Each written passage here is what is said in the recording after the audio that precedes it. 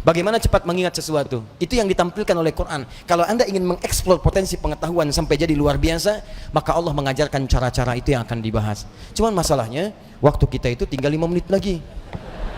Itu masalahnya.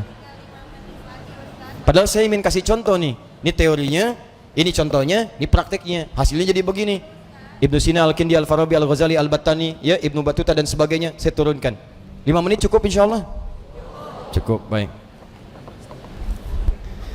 Baik, ini saya nggak bahas dulu ya, karena waktunya terbatas ya. Nanti saya bahas di malam Jumat insya Allah Al-Quran Sunnah Solution. Saya simpan di sini. Baik, silahkan Mas. Jazakallah khair. Semoga Allah muliakan antum. Baik. Satu, baik. Satu, cara cepatnya. Cara cepat ini Bapak Ibu bisa praktekkan kepada anak-anaknya nanti ya. Kita harus yakini karena ini Allah yang menginformasikan. Kita dikasih pengetahuan, kewajiban kita adalah memaksimalkan pengetahuan ini untuk mengoptimalkan fungsi kehidupan di dunia. Kita kan hidup di dunia butuh pengetahuan. Ya, bagaimana mengoptimalkannya? Ini saya percepat. Satu, yang standar dulu, standar. Quran surah Al-Alaq ayat yang pertama. Iqra Bismi rabbikal ladzi khalaq. Secara sederhana, baca diartikan belajar. Orang Arab sekarang kalau menyebut Iqra, aina taqra, maksudnya aina tadrus, di mana belajar. Maka yang pertama, maaf kalau Anda muslim, Anda beriman, ya, beriman kepada Allah, yakin dengan kesempurnaan diri kita, kewajiban pertama untuk memaksimalkan pengetahuan, tidak boleh ada orang Islam yang tidak belajar, mesti belajar. Kemudian diturunkan lewat hadis Nabi sallallahu alaihi wasallam, lihat cara belajarnya, perhatikan caranya. Awas, bukan biasa. Talabul ilmi fardhatun ala kulli muslim. Belajar, menuntut pengetahuan, ilmu. Nabi mengatakan talabul ilmi. Nah, ini yang mau saya garis bawahi. Ini kadang-kadang suka jarang diterangkan syarahnya secara mendetil. Al-ilmu, talabul ilmi, mencari ilmu. Apa artinya ilmu? Dalam istilah bahasa Arab, cuma ada dua pendekatan makna pada ilmu. Satu al-fahmu, kedua al-idrak. Al-ilmu huwa al-fahmu wal-idrak. Ini yang standar nih. Ilmu itu artinya paham, fahmu, paham. Yang kedua idrak, dijangkau dan dikuasai. Jadi kalau bapak, ibu, atau anaknya misalnya disekolahkan dimanapun, jangan cukupkan hanya hadir di sekolah saja.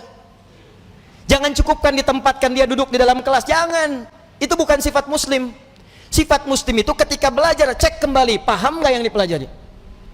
Dikuasai nggak pengetahuannya?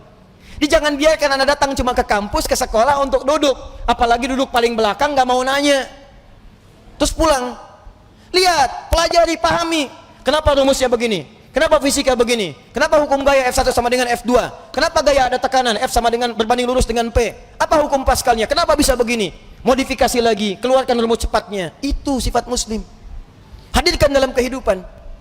Ya, jadi apa yang Anda ingin pelajari, jangan cukupkan sampai dengan tahu, kita mesti paham. Apalagi yang dipelajari adalah ilmu-ilmu agama, maka berubah kalimatnya langsung dari fahmu jadi fiqhun, fikih. Fiqhun. Kalau Anda ingin berusaha sampai paham, maka diawali dengan tak di depannya, tak tambah tak.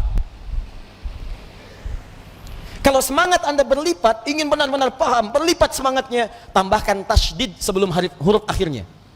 Pakai taf, tasydidkan. Maka dari fikih jadi tafaqqaha, ya tafaqqahu, tafaqquh.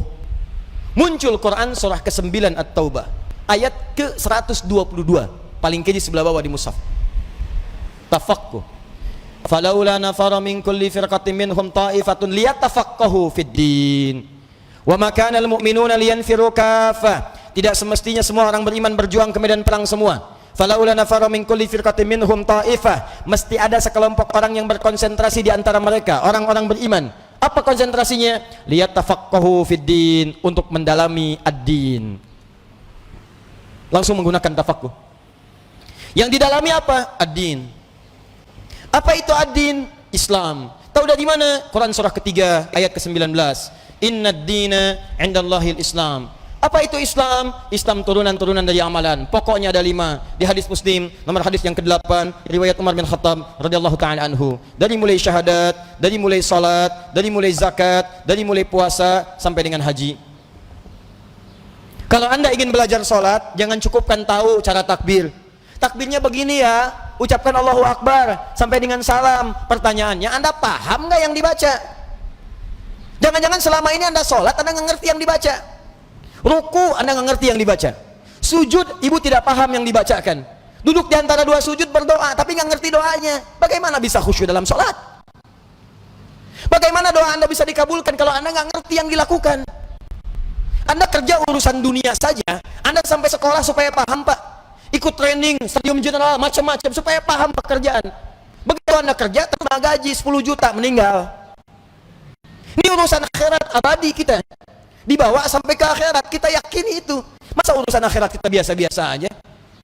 Tuh lihat Abu Bakar, sahabat Nabi, kurang apa lagi? Sahabat Nabi, dari awal, mertua Nabi, hidupnya dengan Nabi, hijrahnya mendampingi Nabi, wafatnya dikubur di samping Nabi. Saking pahamnya dengan sholat, takbir, Allahu Akbar, gemetaran tangannya. Ditanya kenapa? Saya mengatakan Allahu Akbar, saya komitmen Allah yang paling besar, tapi saya takut ketika mengucapkan itu, saya pernah merasa besar dalam kehidupan. Sombong dari orang lain. Merasa besar kepala dalam pasangan, merasa yang paling hebat dalam kehidupan, atau yang paling khusyuk dalam sholat. Saya takut, gemetaran Pak, saking pahamnya Allahu Akbar. Kita beda tipis tuh, ke puncak subuh-subuh gemetaran juga. Ya kita mau sampai kapan sholat gak paham? Haji itu, dari sekian yang haji berangkat, paham gak yang dikerjakan? Tawaf dibaca bolak-balik, ngerti gak? Paham gak bacaannya? Saya kadang-kadang suka merasa sedih deh kalau situasi tawaf itu. Kenapa sih travel tidak mengajarkan sesuatu yang maksimal? Ayo, Anda akan ditanya oleh Allah Subhanahu wa taala. Mereka tuh sudah jual kebunnya, ada jual tanahnya, ada jual pakaian-pakaian untuk datang ke sana. Mereka punya hak untuk berhaji dengan benar. Jangan bebani dengan sesuatu yang tidak ada maksimal gitu. Itu kan doa tawaf cuma 2. Doa tawaf itu 2, Pak. 1 dari Hajar Aswad ke makam Ibrahim.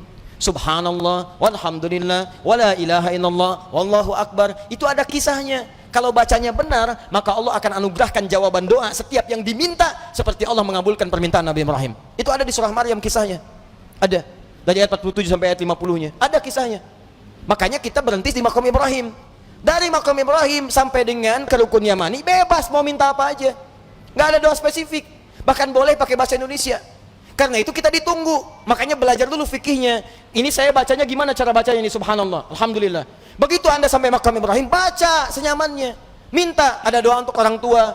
Mungkin ibu Anda sedang meninggal dunia, dia butuh doa. Ayah Anda di alam kubur butuh doa. Ayah Anda hidup butuh doa. Tetangga Anda, anak Anda, istri Anda, itu kan kita mintakan. Sampai ke Rukun Yamani, ke Hajar Aswad, doanya kemudian oleh Allah Subhanahu wa taala diarahkan kepada yang maksimal. Diseleksi lagi yang tadi, jangan-jangan minta tapi bukan kebutuhan, cuman keinginan, nggak ada maslahat. Makanya diarahkan kepada yang manfaat dunia dan manfaat akhirat. Rabbana atina fid dunya hasanah wa fil akhirati hasanah wa qina adzabannar. Sampai situ. Jadi yang tadi Anda minta itu benar nggak urusan dunianya? Jangan-jangan minta tapi nggak maslahat dunia. Maka oleh Allah yang bagus dunianya diberikan, yang ada maslahat akhiratnya diberikan, yang kurang baik diganti dengan yang lebih baik. Begitu caranya. Kasihan kadang muter sampai lupa berapa putaran yang sudah dilalui. Ya, ada kisah hebat nih, saya sambil menutup sedikit. Tapi ini tidak harus ditiru caranya, tapi bagus sebetulnya contoh untuk kita. Ada anak muda Bu datang ke Ka'bah. Dia belum nikah tuh. Cari dodo sampai ke sana. Sampai di Multazam. Dia berdoa. Benar, pakai bahasa dia ngerti.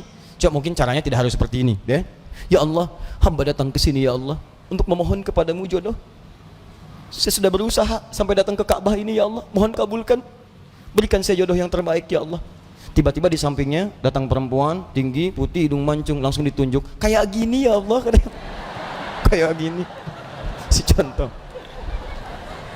Tapi betul Bu, abis itu dia pulang, dia nikah, walaupun bukan dengan yang tadi. Dia nikah, karena permintaan dia sesuai dengan apa yang dia butuhkan. Ya, kenapa kita nggak minta dengan bahasa kita? Ada yang lebih unik, datang dia ke situ, bawa catatan. Ya Allah, hamba datang kemari banyak hutang ya Allah. Engkau maha tahu dengan keadaan hamba. Banyak hutangnya, tidak Anda sebutkan. Engkau juga paham. Tapi kalau tidak percaya, ini catatannya. Tempelin.